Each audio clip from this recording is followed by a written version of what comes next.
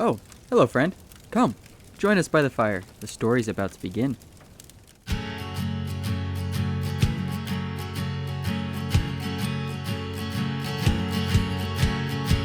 Everyone, welcome back to Fireside Dice, where a bunch of us sorties, we just are having just a grand old time.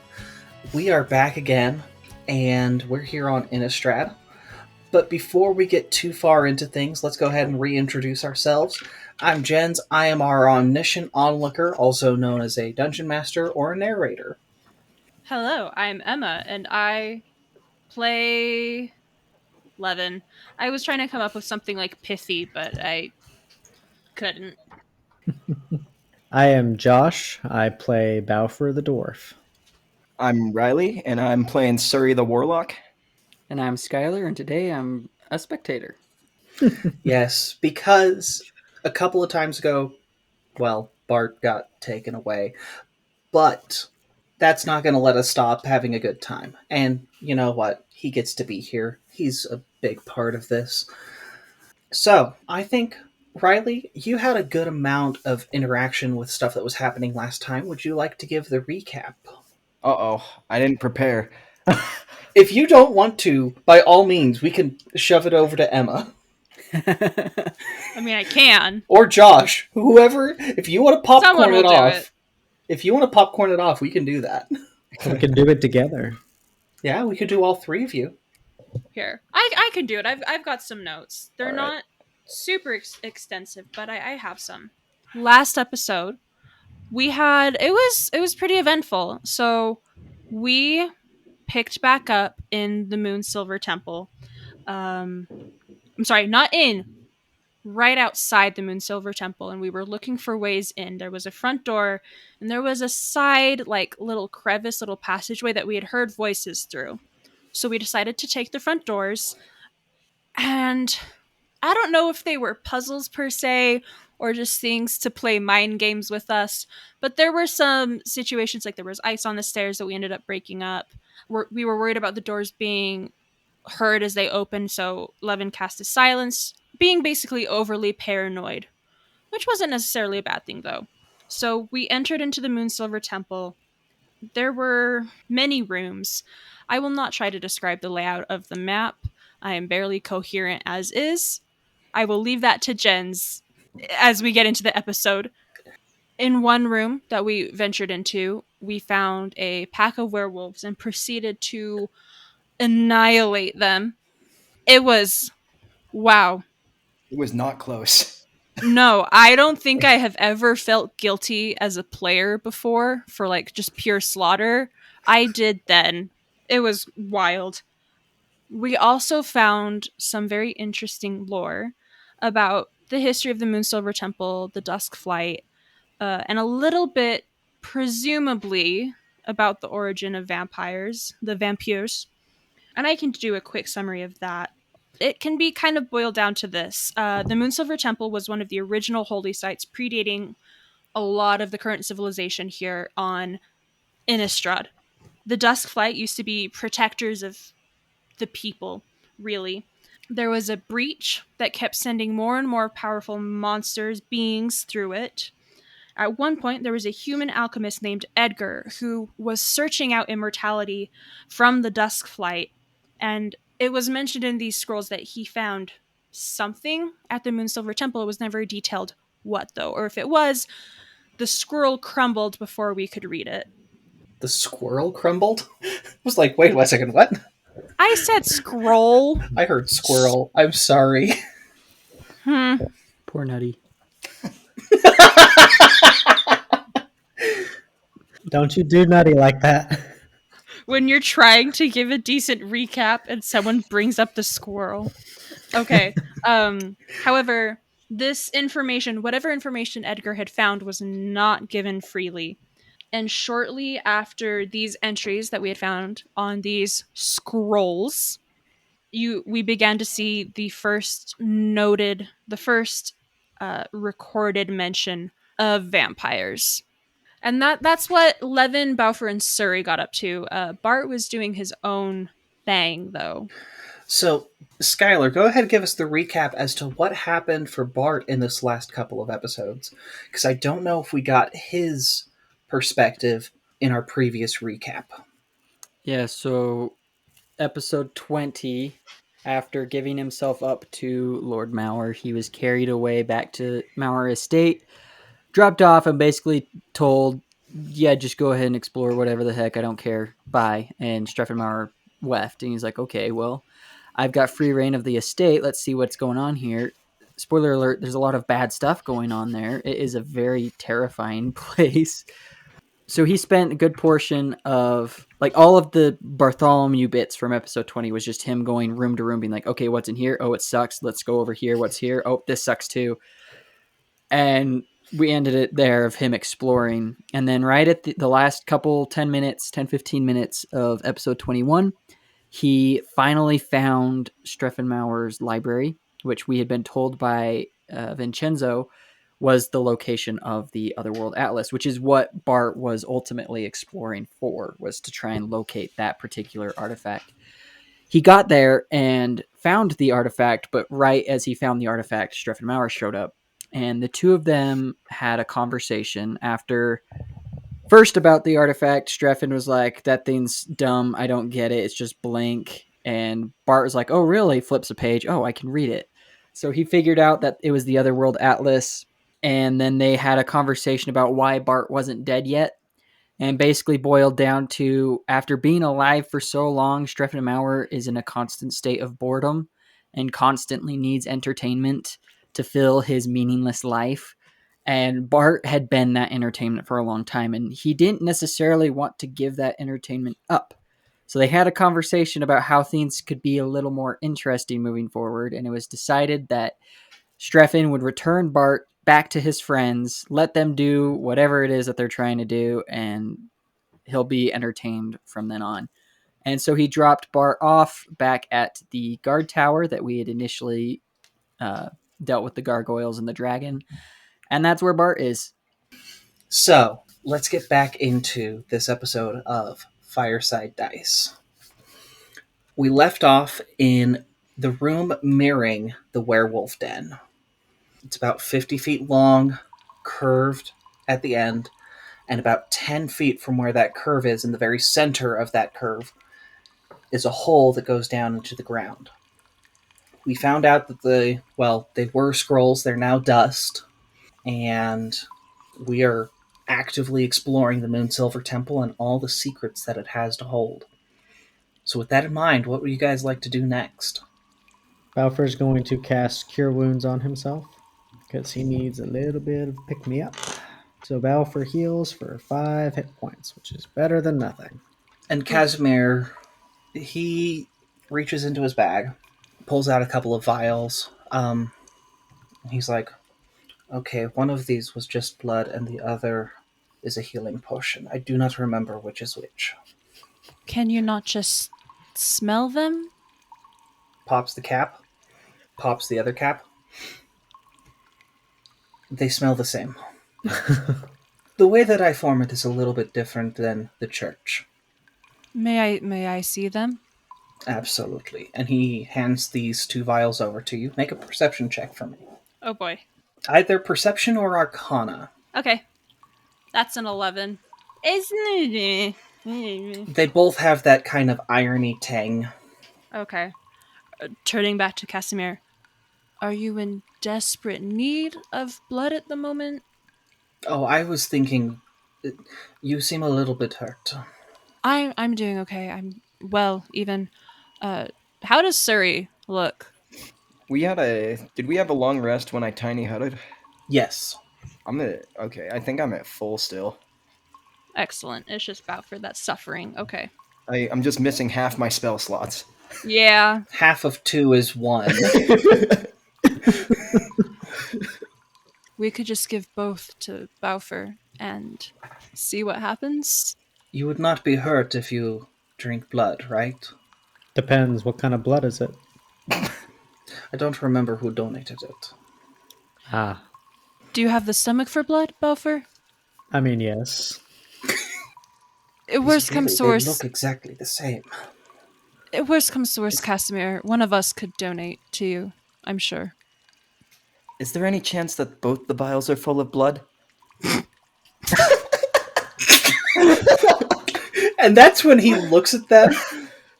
He puts them both into one hand, reaches his hand back into the bag, and then there's a very different looking vial. So they are. And this vial, you can tell that the craftsmanship is completely different.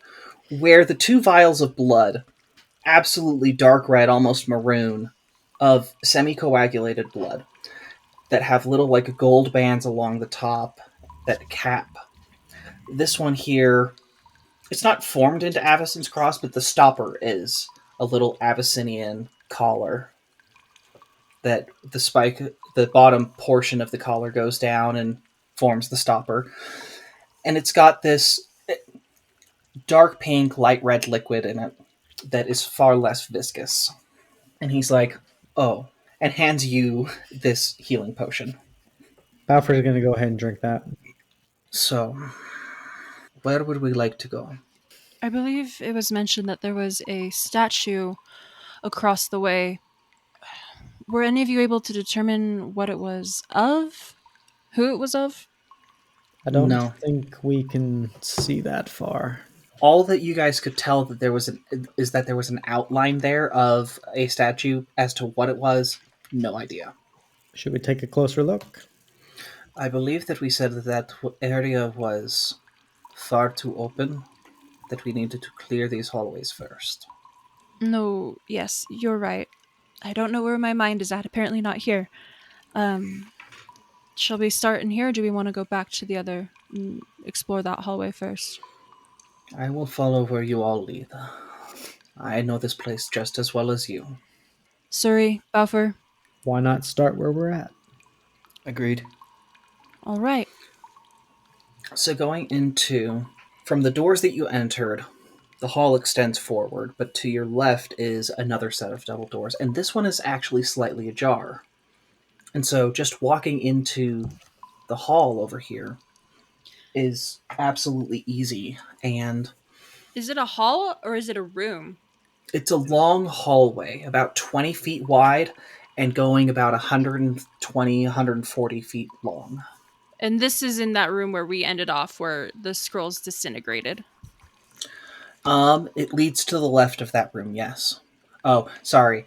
Cut that distance by about half. Okay, I was 20 gonna feet say. wide, about 70 feet long. Okay, that is okay. That is a room indeed.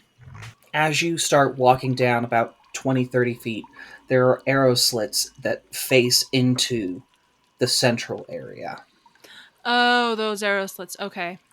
And you can see now to your right is a doorway. I feel like the doors that are ajar are slightly more concerning. Personally, Let's check them out then. can she like sneak up to the door and try to peer in through that, like the crack? Absolutely. How far back does everyone else want to be from there? I'll be right up behind Leven. I'm going to be at the very back. Okay, so those of you who are going up to the door, I want you to start off with a stealth check. Okay. This is going to be at disadvantage for Bafuur. I will start taking totals. That is a 15 for Leven. It's going to be a 9 for Bafuur. Bafuur, your armor is the main thing that's being clanky right now. If you had some rags or something that you could stick into some of those gaps so that they didn't clang off of each other, it might help, but you're not certain of that. And Leven, as you two start getting closer to the door, you don't even need to look back. Just the way that Leven is huddled, not in a defeated way, but in a way that says, if I have to turn around and I see you right there, it will be bad. Yes. Bafuur, if you would like, you may stop your forward progress. Yeah, I'll do that. Okay. So, Leven, you go up to the door itself. Bafuur's back probably 15, 20 feet. And That's Suri's fine. another 30 or so feet from there. Sounds safe. And you get up. I need you to roll a perception check for me now to see what all is in this little sliver that you can see. And tell me, do you have dark vision? Dang it! Still no. No dark Do vision. so at disadvantage. Okay. That's a 10. Okay. A 10? Yeah. You can tell that something's in here. It's on the other side. It's kind of... You can't angle yourself quite right to see it its full view. Mm-hmm. But you can tell that this thing is between 8 and 10 feet tall. It's taller than I am. Okay. Is it moving around at all? Can I hear what its footsteps sound It like? seems completely still. Interesting. Okay. Pull back from the door. Well, ooh. Part of me wants to have Bafuur move to see if the shape will react at all, but also it's really risky. Okay. Yeah. Levin will pull back to Bafuur, gesture so that they regroup at Suri, and she will relay what she found. It could be another statue, is what Casimir has to say to this. I mean, I don't disagree. It would fit what I saw. I can't. I struggled because I can't see. Did you happen to hear anything while you were in there? No, it was dead silent. Nothing to hear. Someone with dark vision could go and check it out. Maybe get a better look to be sure. Mm-hmm. Yes.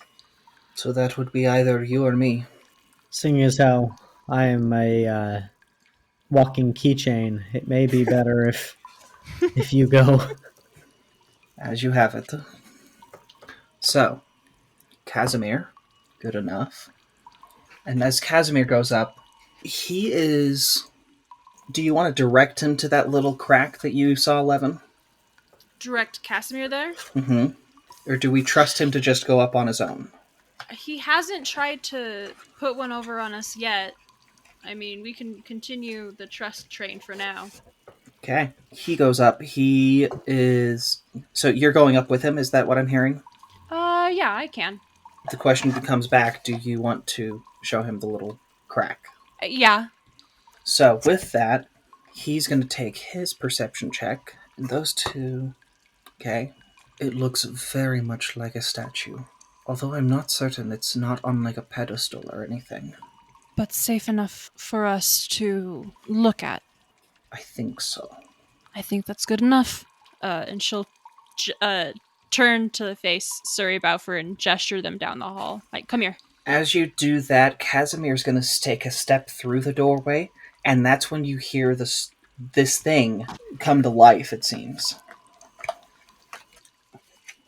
Well, there was no avoiding it. Okay. And he steps back through the doorway, and it grinds to a halt. Had he opened the door then at that point? The door was open, but only just enough that someone could get through. I don't think it's safe if it sees us. And he says that a little bit louder than a whisper, and that doesn't seem to cause any reaction from this thing. Noticing that, Balfour's going to kind of make his way up towards the front of the party as well. And all of that armor clanging doesn't seem to cause any sort of reaction from this thing. Is it possible for us to light it up in there? He said it would be preferable if it did not see us, right? Casimir seems to think that this thing is dangerous if it sees you. And if we open the door fully, presumably it will see us. Okay. Does anyone have invisibility perchance? I can only make 3 people invisible right now, but I could do it. Oh, there's shadows. There are shadows in that room, right, Jens? Yeah. And there's presumably shadows on the other side. Because if you take a look through the crack in the doorway where it's open, you can see on the other side, on the far wall, about 20 feet back, between 20 and 30 feet back, there's a doorway that's to your left. And through the door that's open, you can see through that doorway that's also open. So presumably you could shadow hop to the other side. I would like to do that just to get a lay of the land. I will communicate that to the party members so I don't suddenly, not there, you know. That's great. Yeah, Levin will shadow hop. Okay, so through those shimmers that happen off of the Moonsilver, there's the barest glint, just enough of a shadow that Levin can hop over to the other side. And you're on a balcony that's overlooking the central area. And you're close Oh. enough that you can see that there is a very large statue. This thing's probably 40, 50 feet tall. In the center of the back here, there's another doorway that would be, if you're facing into the hall itself, it would be to your rear. And the statue is of a large angelic figure. Is this imagery I've seen it all before? I mean, angelic, yes, but like, Angelic, yes, it's not any sort of angel that you recognize. okay. And this is a different angel than the one, or different statue than the one that the others saw at the back of that central hall, or is this the same one? This is that same one. This is You're now just close enough that you can get enough of a glimpse. Okay, and if I turn around, the statue that's in that middle room, am I able to see it better from here? Or am I not in range of that? You're not in view of it. Okay. And based off of Casimir's interaction with it, if it were to see you, it would start going for you. Right. Which begs the question of what type of sight it has. But I'm not. That's so far out into the woodwork. That's not the right idiom. So far out into the weeds. Anyways, okay. I will shadow step back, and it's that large statue that you all had seen when we first entered. We might be able to access it from the other side as well if things continue to mirror. We don't have to deal with the statue that way. So do we want to go back to the other side? It's worth a shot. It doesn't hurt. Do we want to clear this doorway? As Casimir looks back, the little doorway that's in the middle of the hall. Oh, yes, that would probably be a good idea. Going into the centerpiece of this small hallway that's off to the one side of the central area. Opening up the door, the first thing that is curious about this room is that the torches are lit. About 50 feet wide, the door opens up in the very center of this room. And you can see down at either end is a stairway that leads down, and it almost looks like a lecture hall that has a series of seats, and at the very end of the hall of this area is a little central podium that someone could stand and give lectures at. You can see behind it there is a small altar that presumably would be for, like, giving rites and that sort of thing. So a very multifunctional room, with the oddity being that the lights are on. Are they magical lights? Or are they just normal fire? It looks like normal fire, which is the other odd piece. Yes, it is. Could have been from the werewolves. Maybe. I didn't get the sense that they ventured out of that room. But again, we saw them for 10 seconds, maybe at most. The stairs that lead down to the podium, you have to walk down those stairs to get to the hallways that lead to more stairs, or those at the top? Is this like stadium style seating and it goes, you walk downstairs? Yes. Okay. And then at the bottom of those stairs is where there's a central, it's not even like up on a little like raised dais or anything, it's just flat down at the end. Okay. And there's no more doors down at that far end? No. Okay. This seems to be the only room other than the ones that you've seen that is off of this hallway. I do a perception check. Yeah, go for it. Alright, we're not using that dice anymore. 10 total. You walk down one side of steps, cross over the middle, come back up. Nothing. Okay. But you didn't like check behind the podium or anything like that. Just kind of generally scouting it out and seeing what's going on. Yep. Leven will actually turn to Suri. Do you recognize any of this? And maybe they match descriptions in your holy book? Perhaps. Let me see. And she'll pull it out and start looking. Make a religion check. As you do that, Casimir's going to do a loop as well. I got a 12. So as you're starting to flip through this, you've tried hunting for the dusk flight in here. there's not a whole lot of information about them in Abyssinian scripture. The interesting piece of that being, it might be that they didn't even coincide. Like, the Dusk Flight was destroyed before Avicen was even formed. Before Avicen was found and became the central figure. And as you're flipping through this, you hear a small, well, it's not even a small grunt, it's a full-blown yelp as Casimir, from behind the podium, pulls out a whole human who's just like, please don't kill me, baring his fangs at this guy. Please don't eat the person. I didn't plan on doing it right away. Wait, what? You're going to eat me? And you can see that this guy, not scrawny, but small in stature, Mm-hmm. he has been so badly burned. Like, he's got, like, 2nd degree and 3rd degree burns that part of his hair is missing. His robe has been scorched. He's got a book that you can see is, at this point, missing a few pages. And he's like, I'm sorry. I don't... Levin's gonna walk up closer. What is it you're sorry for, exactly? I'm sorry that I even came here. I mean... Okay. Oh, man. So...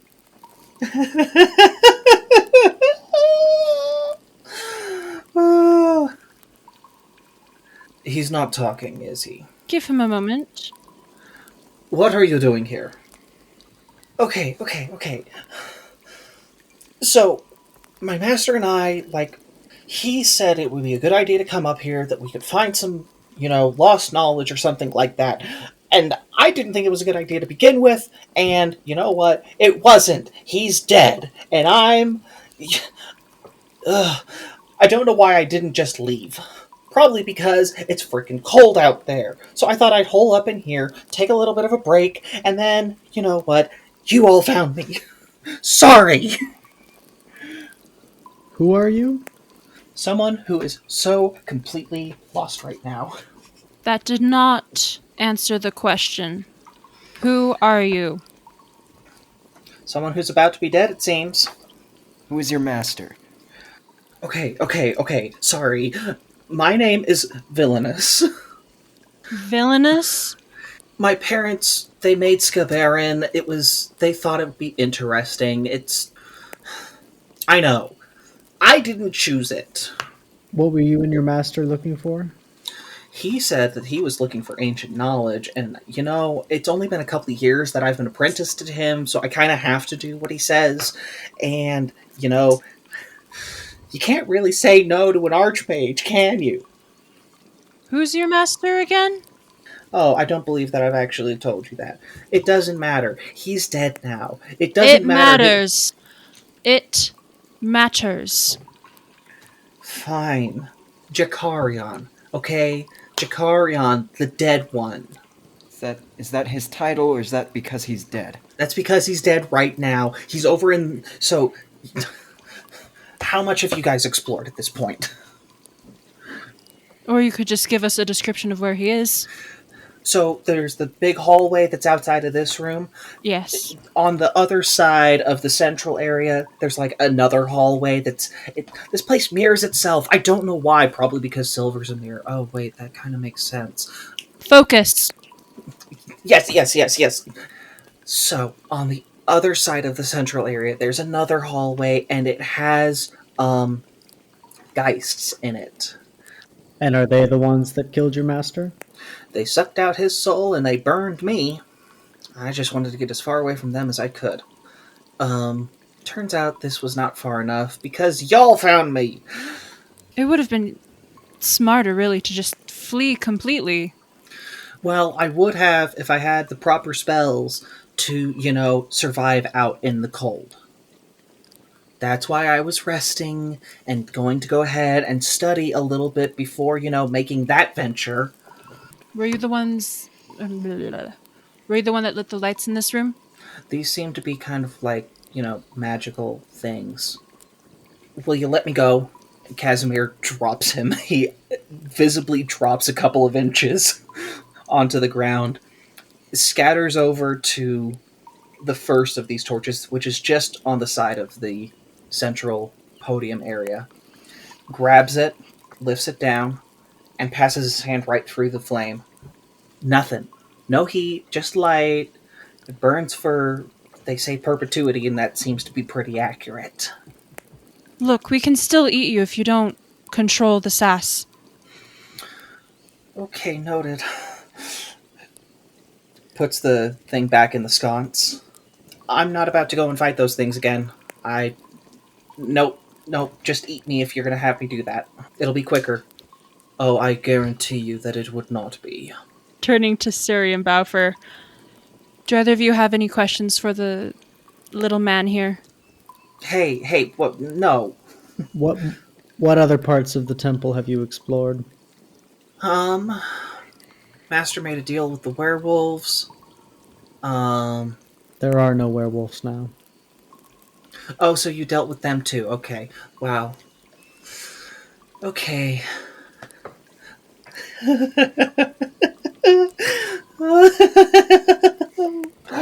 Oh no, what did I get myself into? What was the deal? Basically, he gave them some food and they said, okay, you can pass.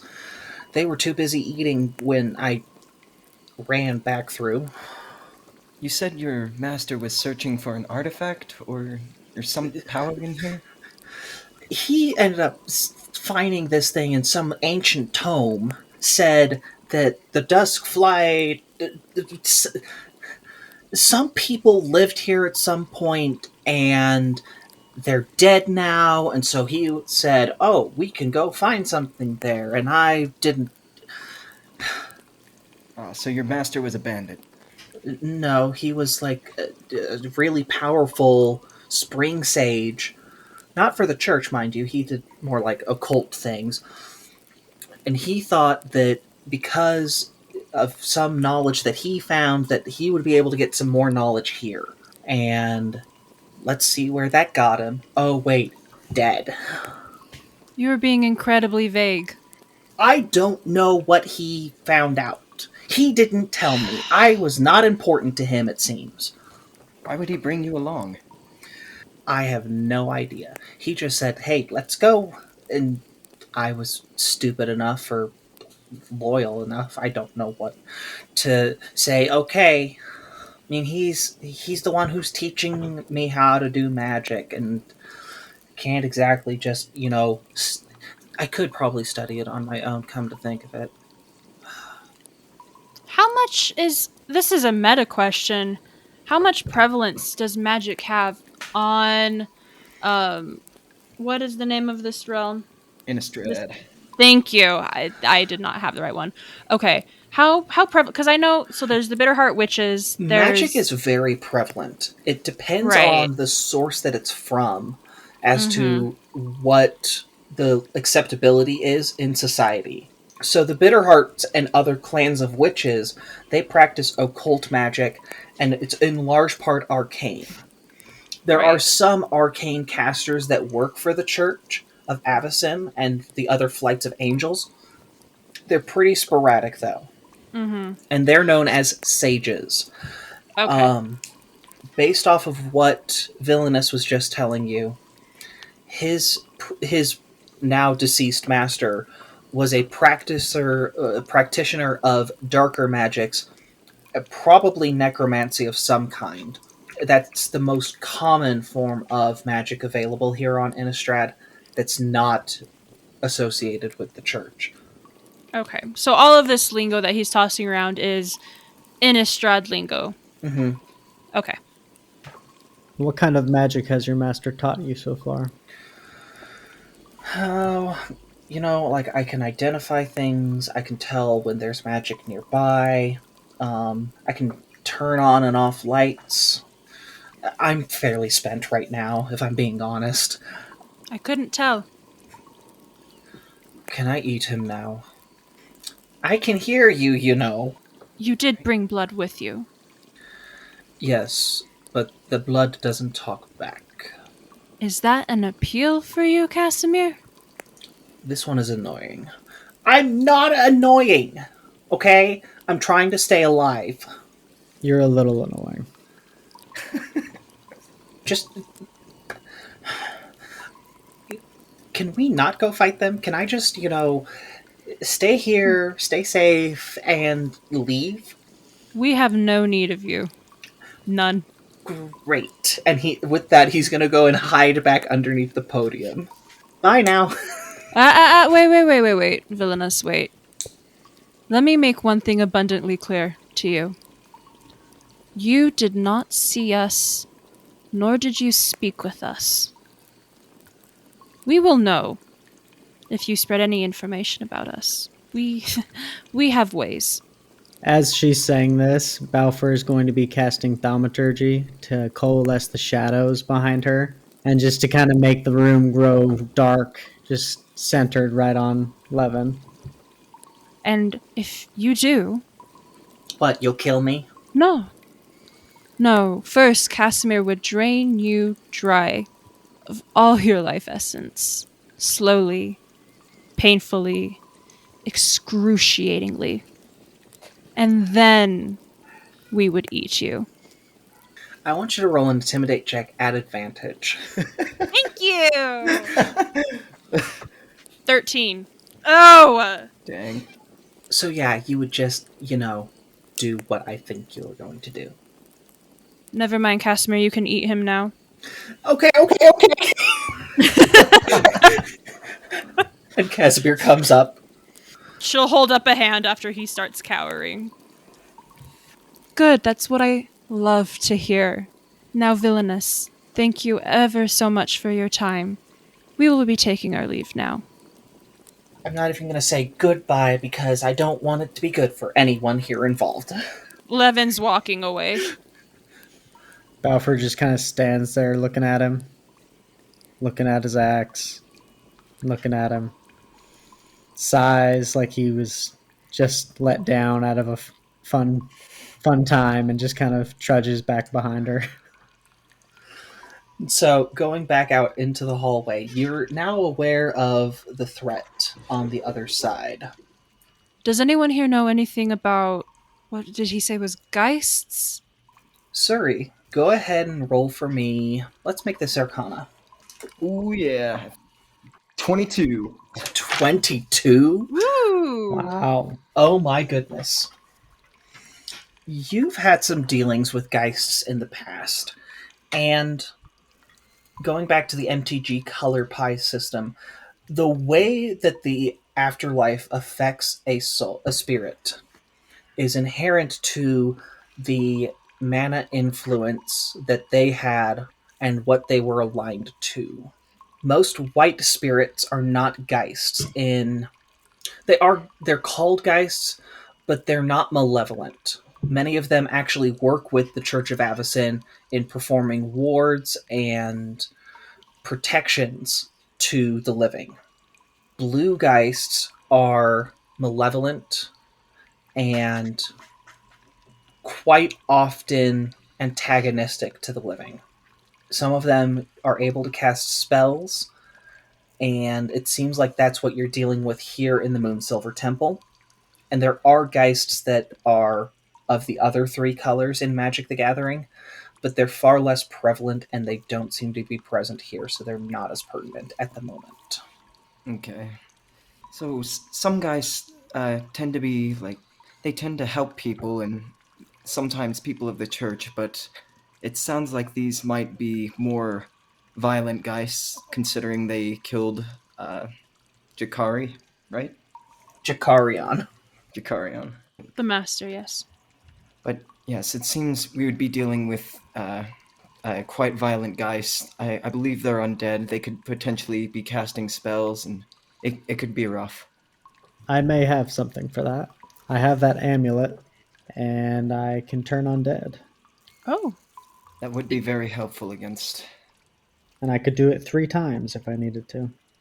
Well, I mean, if we don't want to deal with a creeping statue, it might be that the whites, Geists, are our path forward.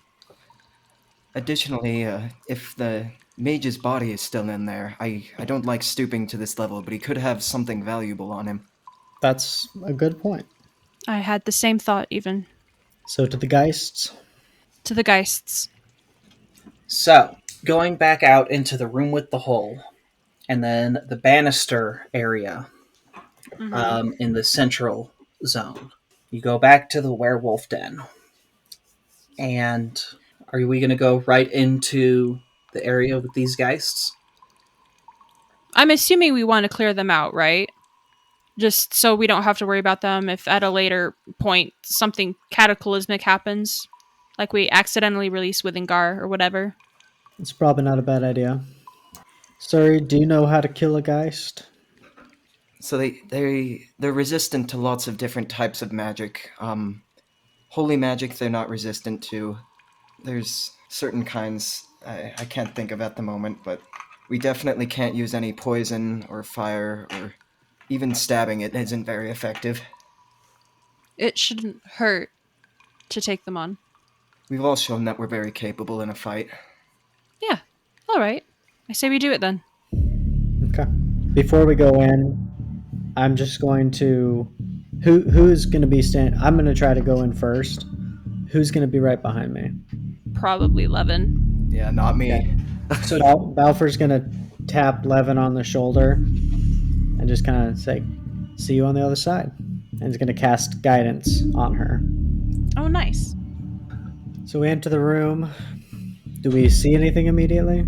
Like, do I see a target? Yes. You can see the 3 geists that are in here. The nearest one to you is 25 feet away. Balfour's going to go ahead and clear some of the distance.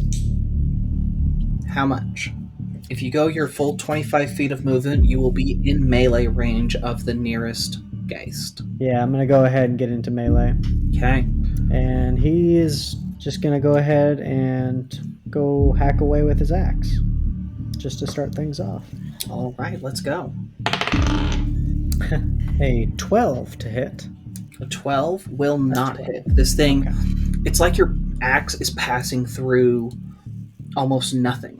It doesn't seem to take purchase. Okay. Frustrated, he's going to go ahead and swing again with his second attack.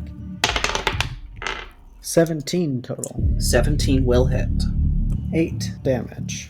And then after this second swing, Balfour's just going to call out behind him, "Let me know when to make him run." And I'll end my turn. All right. Suri, you're up.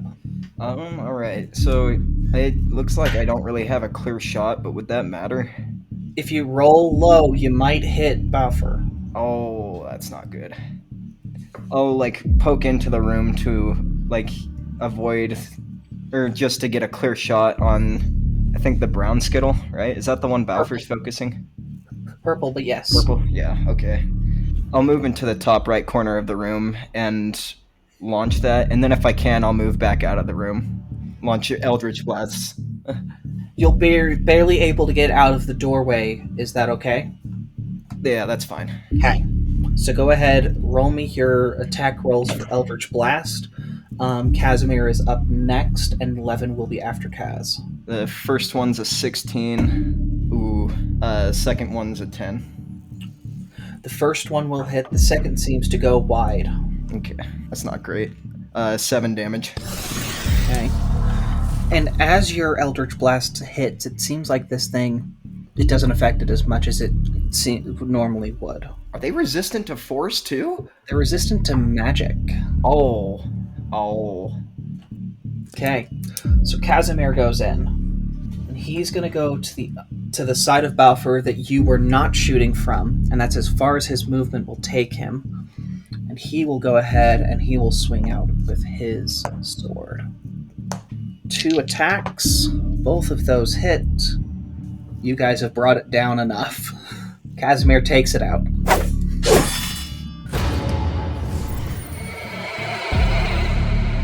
And I will say that you guys did the bulk of the damage on that one. Casimir is not attempting to replace anyone. It's all good. So, Leven, you're up next. We are down to 2 Geists. Leven will rush in. Let me see. I think she can make it to that one. Yeah, I can make it to that first blue skittle. So I will get to basically directly in front of it.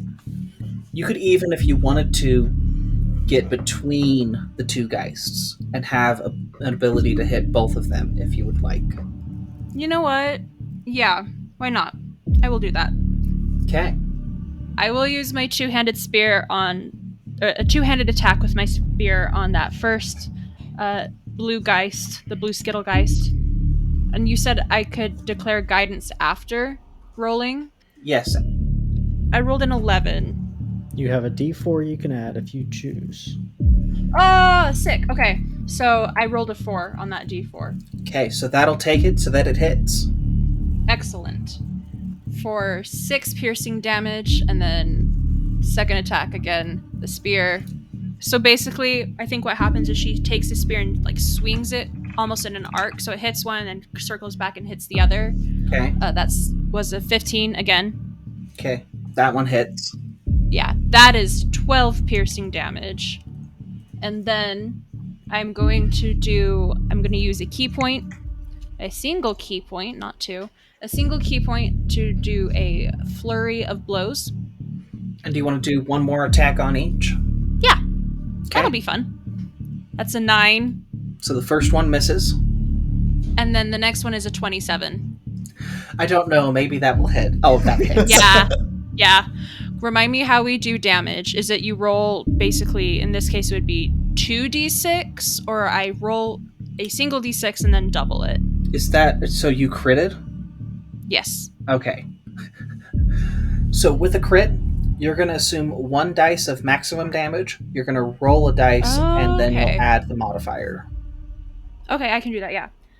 That is 11 points of damage. So with that, it goes to these the Geists. Oh, this is the near one.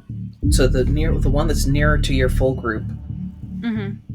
is going to stay within your engagement range, 11. So no Okay. attack of opportunity. And it's going to go ahead and cast a fireball. I need everyone to make a dexterity saving throw.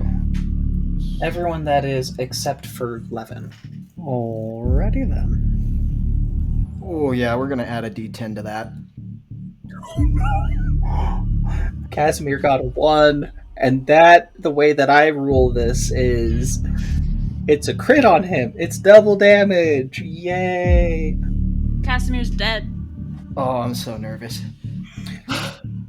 Okay, so 17 damage if you failed, 8 if you succeed. Leven didn't take any damage. However, that is 34 points of damage on Casimir. What was the save? The save DC is 13. Ooh. I barely passed that. If you rolled a 13, does that mean you pass? Yes. Okay. Okay, good. Suri, you're not subjected to the second saving throw because there are 2 of these guys in here. Second fireball. Oh.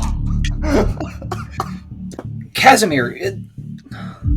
No. Yeah, now he's dead. How? I rolled a different dice this time, too. It's like they're communicating and colluding against the NPC. Is Leven, am I rolling as well for Leven? Yes. So Okay. it's Casimir, Bafuur, and Leven that are rolling on this one. Save DC 13. That's a 17. 12. 17 will pass, 12 will fail. So 22 points of damage to Bafuur, 11 points to Leven, and 44 points to our vampire. That would actually... Oh, wait, no. I actually take no damage because of evasion. Cool. Even better for you. So, with that, that's the Geists. Bafuur, it's back to you. Okay. Well, first off, Bafuur is going to go ahead and use his second wind Okay. because he will not survive another round if he doesn't. That's an 8, so heal for 13. He is going to go ahead and make an attack at the one closest to him with his great axe. Okay. So you get into melee range because it moved a little bit. Yep, I'll get up into melee range. That is going to be a 15 to hit. That will hit, and it is low enough that you just cleave it in two. So would you like to use your second attack because the other one is in melee range right now? They got right up next to each other.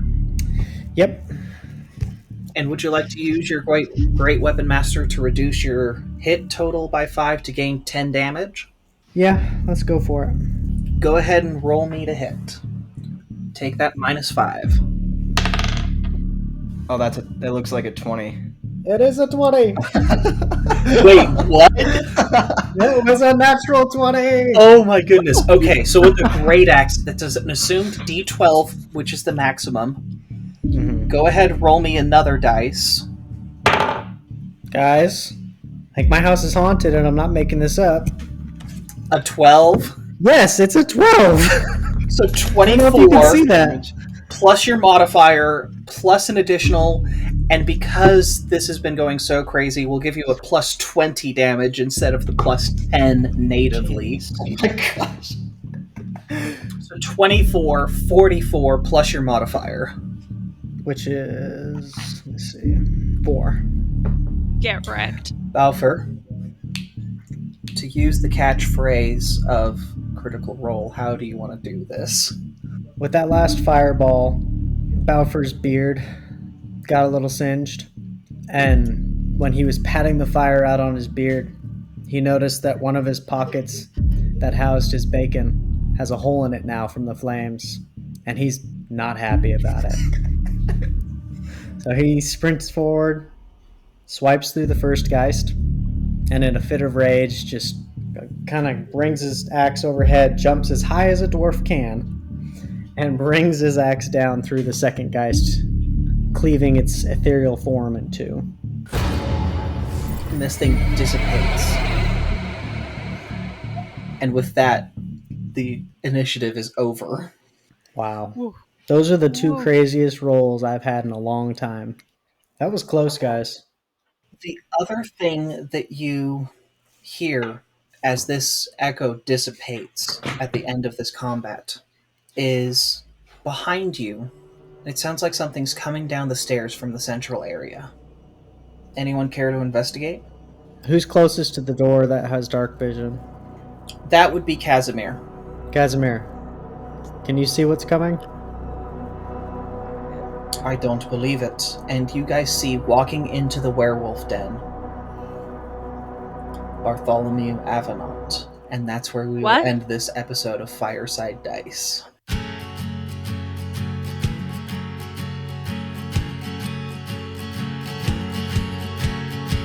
Thank you all for listening to this episode of Fireside Dice.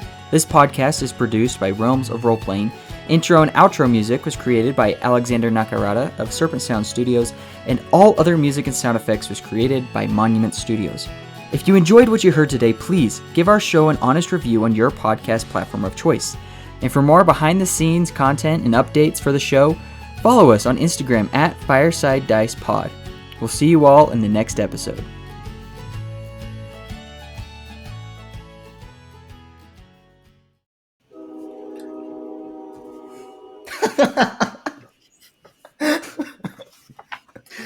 Just as I'm about to say stuff too.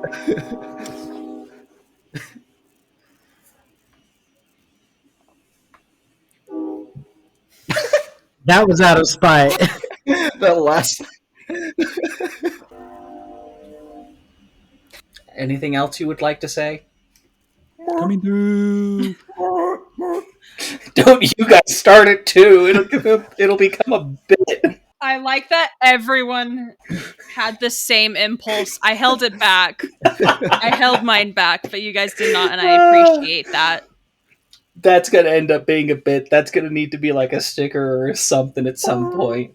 Just train noises. Why, I don't know, but I feel like that'll end up happening in a recording at some point, and it'll end up being a bit.